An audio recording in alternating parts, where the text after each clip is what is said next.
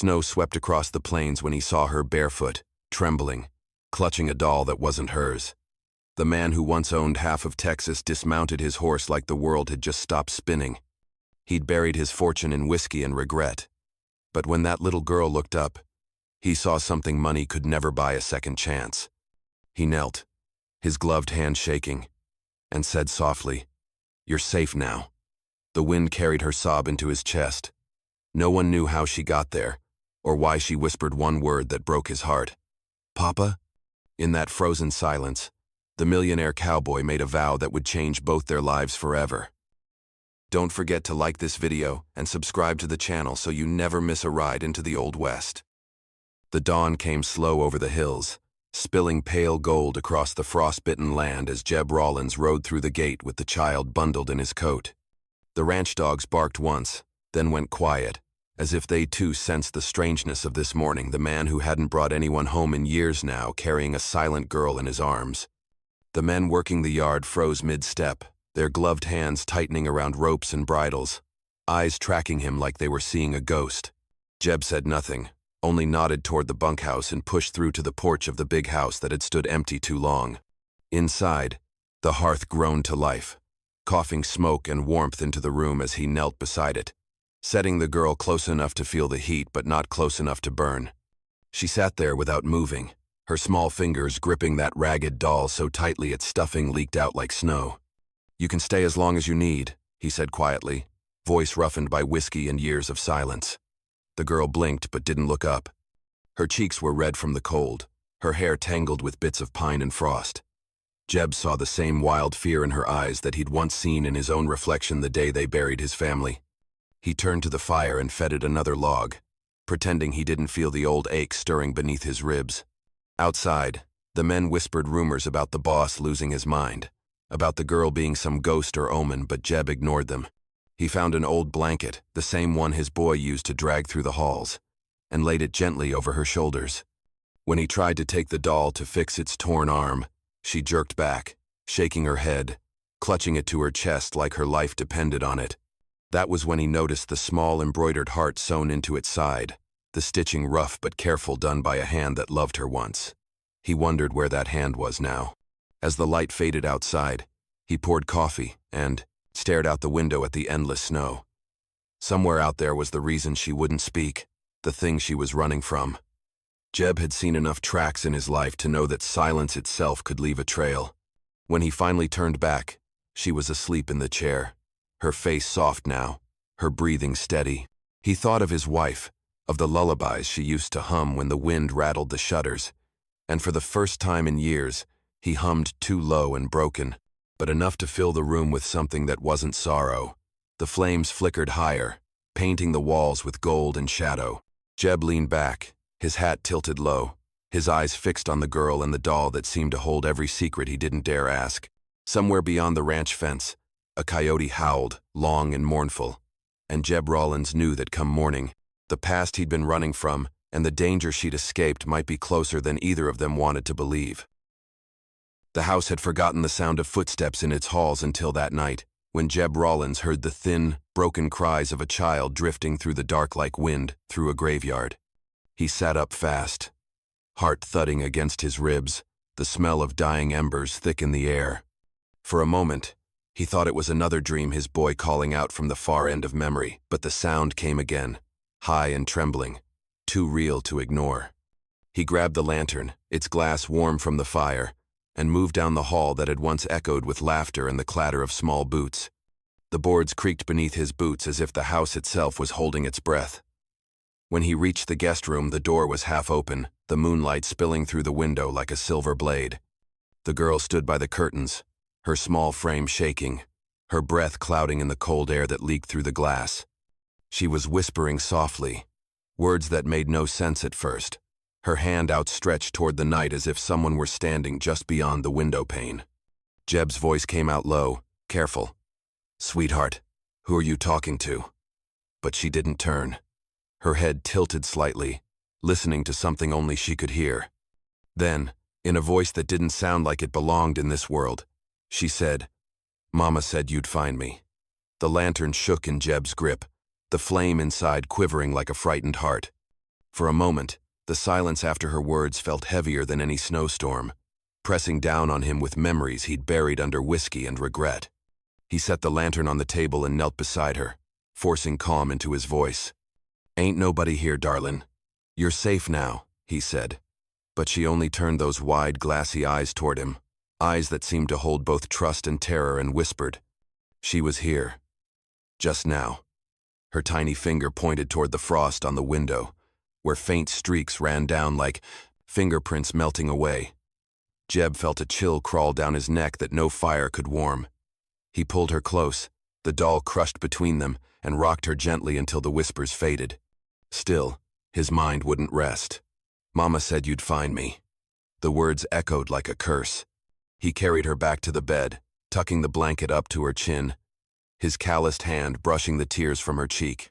The doll stared up at him from her arms, its button eyes catching the lamplight in a way that made it almost seem alive. He blew out the lantern, but the darkness didn't bring peace, it brought memory. He saw his wife's face again, the way she'd looked the night their carriage overturned in the flood, the way she'd called his name as the current took her. He'd searched for days, but only one body washed ashore his boys. The rest he buried in silence. Now this little girl, appearing out of nowhere, whispering about mamas and promises, Jeb couldn't tell if it was God's mercy or punishment.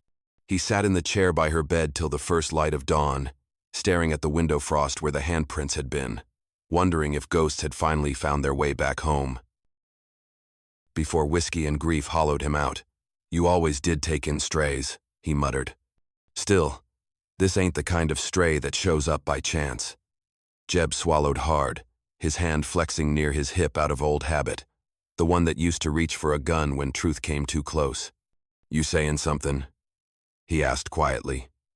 Dugan shook his head, stepping off the porch and back into the dust. "Just sayin' if you're hiding something, it'll come to light. Things buried got a way of digging themselves out."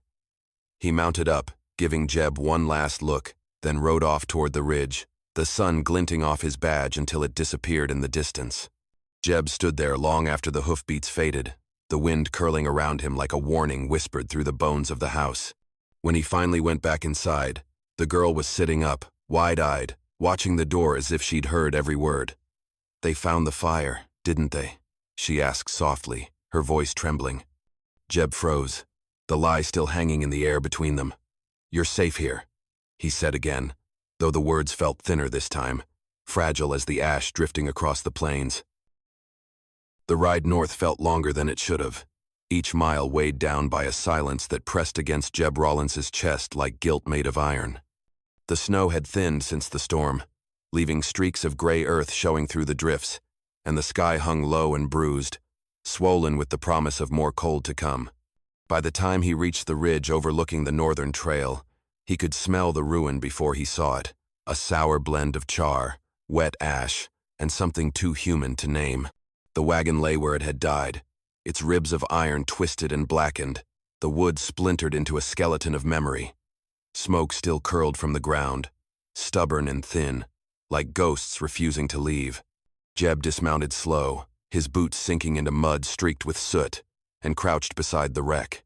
He'd seen fires before hell. He'd started a few, but this one felt wrong, deliberate. The heat had been too focused, the damage too cruel. He sifted through the debris with his gloved hands, brushing away charred cloth and splintered glass until his fingers struck metal. When he pulled it free, it was a small gold locket, its hinge blackened but still intact. He wiped it clean on his coat sleeve, the soot smearing across the polished surface until the engraving came clear. "To Clara, from your father." The words stopped him cold. "Clara," he whispered it out loud, tasting the name like an echo he didn't recognize but somehow already mourned.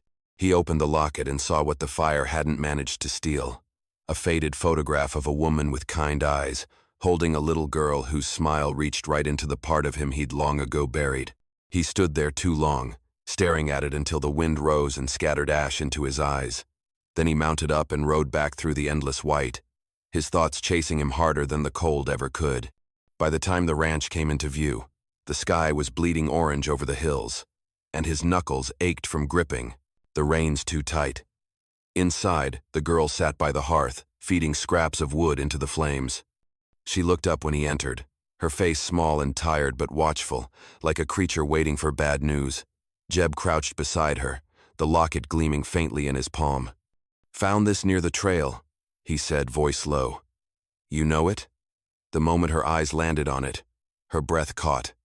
She reached out with trembling fingers, tracing the charred edge before whispering, "That was Mama's." Her voice cracked on the last word, the dam behind it breaking. "Bad men came for us. Mama said run, and don't look back." Her hand closed around the locket like it was a heartbeat she could still feel. Jeb swallowed hard, the room spinning with heat and dread. "Did you see their faces?" he asked. But she only shook her head, tears streaking down her soot-stained cheeks. "They wanted Papa's box," she murmured. "Said Mama hid it." Her eyes flicked toward the window as if afraid they might be out there still. Jeb's stomach turned cold. A box. A burned wagon. A little girl left alive. Whatever this was, it wasn't over. He rose, the firelight catching on the locket in her hand, and for the first time in years, Jeb Rollins felt something more dangerous than grief stir in his blood purpose. The snow had a way of keeping secrets, but that morning, it told one Jeb Rollins didn't want to hear. The sky was pale and cruelly quiet, the kind of quiet that only comes before something breaks. And as he stepped out to tend the horses, he saw them prints in the snow, small but deliberate, circling the barn like a wolf testing a fence line. They weren't the girls. She hadn't left the house since the night of the sheriff's visit, and they sure as hell weren't his. Jeb crouched beside them, studying the shape, the depth, the direction. Whoever it was moved light, cautious, trained. He followed the trail a few paces, far enough to see where it veered off toward the ridge, then stopped cold when he spotted something glinting half buried in the snow. A spent cartridge, rim bent, fresh enough to still smell of powder when he rubbed it between his fingers. His stomach turned to stone. Someone had been close enough to shoot, close enough to watch. He rode the fence line twice that day, scanning every tree and shadow, but the wind had already begun to erase the tracks, swallowing them back into the land like it wanted to pretend none of it happened. Still, Jeb knew better. Some ghosts didn't disappear. They waited. When night came, the sky was clear, and the moon burned white across the valley, sharp enough to cut glass. Inside, the fire crackled soft, throwing long, dancing shadows across the room. The girl slept curled beside it, the doll clutched against her chest, her breathing steady now, the first peaceful sound this house had heard in years. Jeb stood by the window, rifle in hand, the barrel resting on the sill, his eyes fixed on the horizon where the hills met the stars. Every now and then, the wind shifted, carrying faint sounds through the dark branches creaking, a coyote's call. And then, distant but real, the rhythmic thump of hooves. Slow, measured, coming closer. He didn't move, didn't blink, just listened as the echo rolled through the valley and faded into silence again. His pulse pounded against the cold iron of the rifle, steady as the ticking clock on the mantel. The last time he'd stood watch like this was the night he lost his family, when the river took everything he'd thought untouchable. But this was different. This fear didn't hollow him out, it sharpened him. He wasn't just guarding a house. He was guarding a life that had been dropped into his hands like a second chance wrapped in sorrow. He whispered a prayer he hadn't said in years, one his wife used to murmur when storms rattled the windows.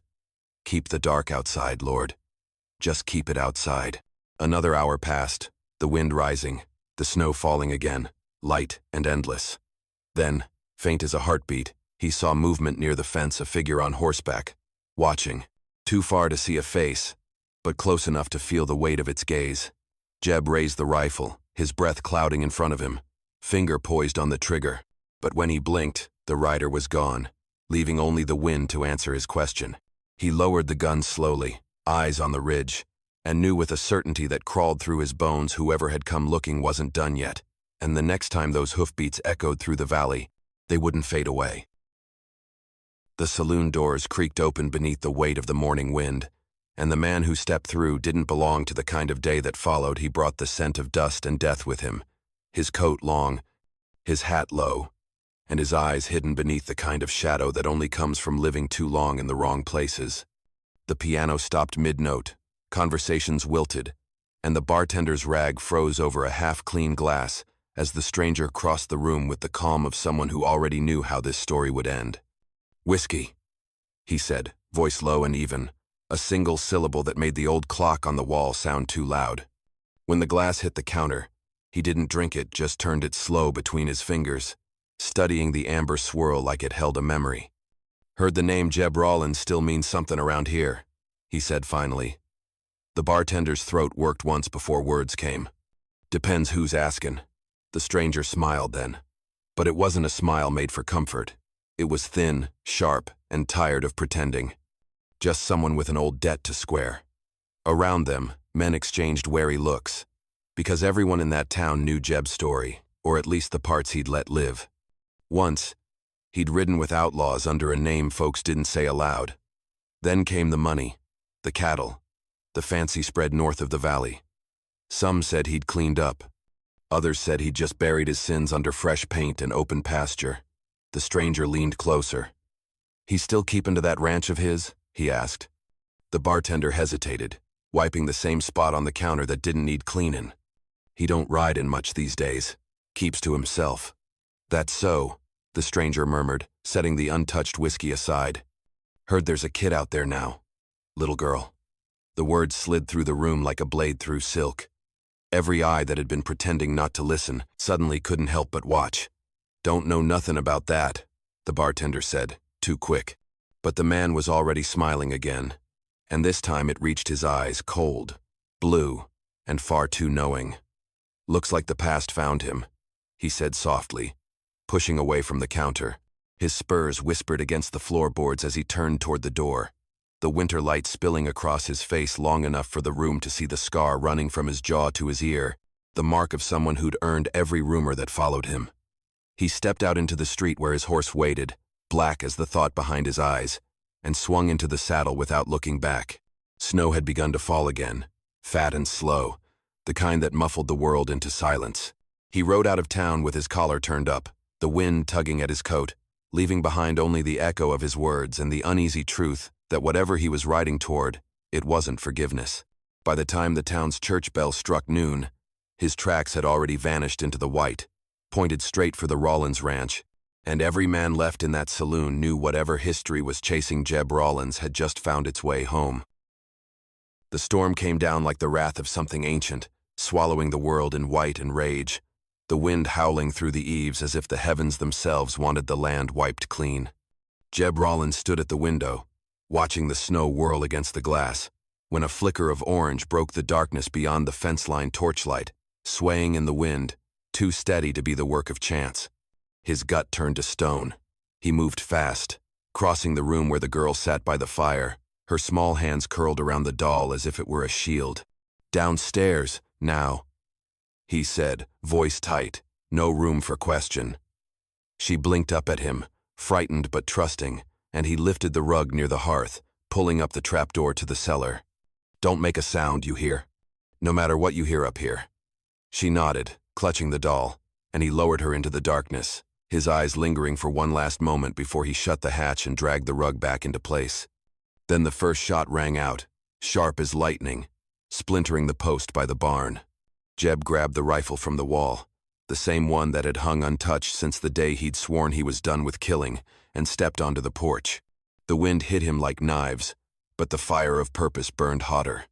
Through the storm, he could see them now, 3, maybe 4 riders, torches cutting through the white, moving with the confidence of men who'd been here before. "You should have stayed dead, Rollins," one voice roared, carried by the wind, thick with the venom of memory. Jeb ducked behind the railing as another shot tore through the post, splintering wood into his cheek. "Reckon I tried," he muttered, chambering around. He rose and fired once, the muzzle flash lighting his face like a confession. A rider fell, his torch tumbling into the snow where it hissed and died. The rest spread out, shadows moving through the blizzard. Jeb could hear their shouts, their boots crunching, through the drifts. He moved around the side of the house, boots silent, eyes narrowed against the snow. Another man came around the corner, rifle up, but Jeb was faster. Years of rust burned away in a heartbeat.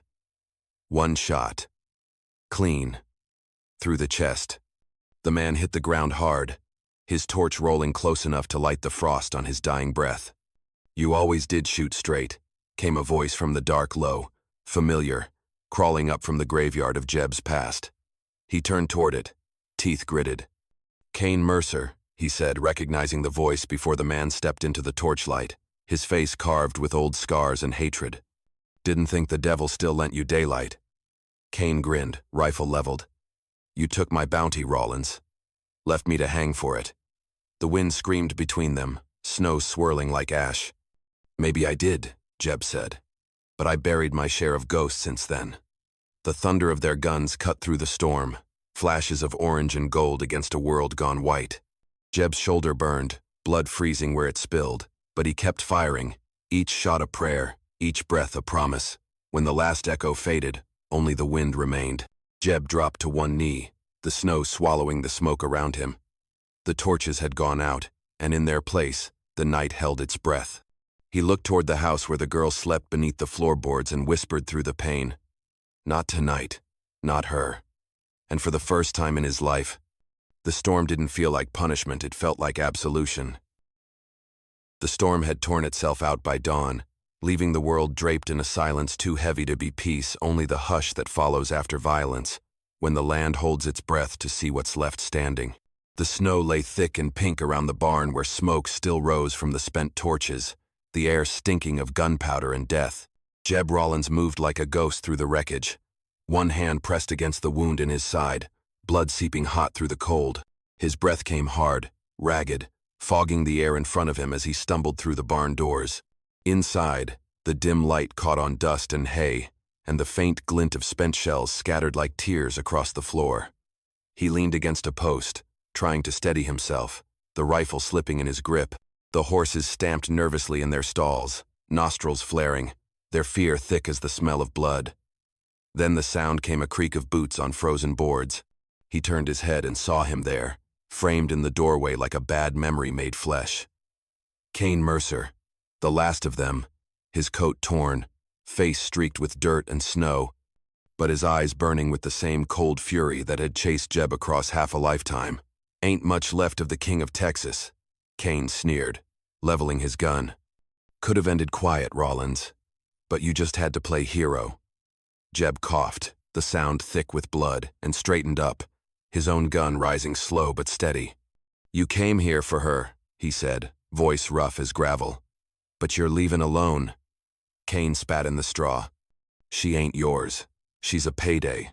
That's all. You don't get to play father after the hell you built." The words hit harder than the wound, cutting through every lie Jeb had ever told himself. He thought of the girl sleeping safe beneath the house, the way she'd clutched that doll like it carried her whole world inside it. Maybe he didn't deserve to protect her, but he could damn sure die trying. "She's mine, now," he said, each word shaking but sure, the kind of truth that didn't need forgiveness.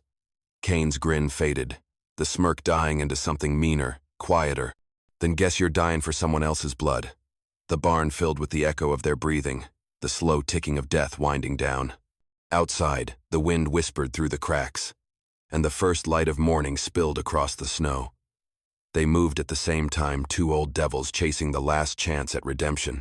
The gunfire shattered the stillness, one shot, clean and final, echoing through the valley like a church bell for the damned. When the smoke cleared, Kane lay face down in the straw, his pistol fallen from his hand, the hate gone from his eyes. Jeb dropped to one knee, the rifle slipping away as blood darkened the hay beneath him. He looked toward the door where sunlight poured in, gold and blinding, and smiled through the pain. "It's done," he whispered. Outside, the ranch was quiet again, the snow glimmering untouched, the air sharp and clean.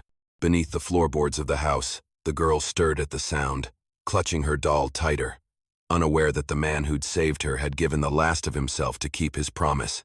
The wind moved through the valley soft as a prayer, carrying the echo of that single gunshot far into the plains where, for the first time in years, Jeb Rollins finally found peace. By the time Sheriff Dugan rode through the gates of the Rollins ranch, the storm had already spent itself into silence, and the world lay white and still as a shroud. Smoke coiled faintly from the barn, rising into a sky scrubbed clean by the blizzard, and every hoofbeat echoed like a prayer too late. He reined in slow, eyes scanning the wreck, 3 bodies half buried in snow, one still clutching a gun, the crimson frozen dark against the white. Inside the barn, he found Jeb Rollins slumped against a post, blood drying black along his side, his breath shallow but stubbornly present. "Damn fool," Dugan muttered, kneeling beside him. "You could have run." Jeb's head lifted a little, his face gray with exhaustion but his eyes steady. "Not this time," he rasped, voice more gravel than air. The sheriff followed his gaze toward the farmhouse, where the door hung open and the faint sound of the wind whispered through the empty rooms. Jeb pushed himself up, swaying, one hand gripping the sheriff's shoulder for balance. "Help me," he said, and together they crossed the yard, boots crunching through the crusted snow. Inside, the fire still burned low, casting a weary light across the walls. Jeb knelt by the hearth, pulling aside the rug with trembling hands until the trapdoor showed beneath. He lifted it slowly, the hinges groaning like they hadn't been used in a century. The girl blinked up at him from the shadows, her eyes wide and wet, her small fingers clutching the doll to her chest. "It's over," Jeb said softly, voice breaking somewhere between relief and pain. She hesitated, then climbed into his arms, burying her face in his neck. He held her close, one hand steady against her back, the other tangled in her hair, as if to prove to himself she was real and safe and still breathing. The sheriff looked away for a moment, something like respect flickering through the lines of his tired face. "You done right by her," he said quietly. Jeb gave a half smile, faint and distant. "Didn't start that way," he muttered. "But maybe it ends right." They stepped out onto the porch as the first clean light of morning spilled over the hills. The snow glittered gold where the sun touched it, the valley waking from its long, cold nightmare. Jeb's breath came slow, each one feeling heavier, but his arms stayed firm around the girl. She stirred against him, whispering something too soft to catch, and he only nodded, eyes on the horizon. "You're safe now," he said again, the same words he'd spoken the night he found her, but this time they carried weight truth instead of hope. The sheriff stood beside him, hat over his heart, watching as the wind carried the smoke away from what was left of the past. "What'll you do now?" Dugan asked. Jeb looked out at the endless white stretching toward the sunrise, his blood still seeping through the bandage but his voice steady. "Raise her right," he said. "Make something good out of all this bad." The sheriff nodded, silent. The sun climbed higher, spilling warmth across Jeb's face, and for the first time in years, he didn't flinch from the light. He turned toward the girl, smiling faintly through the pain, and whispered, "Told you I'd keep you safe." She nodded, the locket at her throat catching the morning Sunday. Together, they stood against the dying cold, 2 souls stitched together by loss and redemption, as the wind carried away the last ashes of the man Jeb Rollins used to be. The weeks rolled by like the slow thaw of winter itself, each day gentler than the one before, until the land that had once seemed cursed began to breathe again.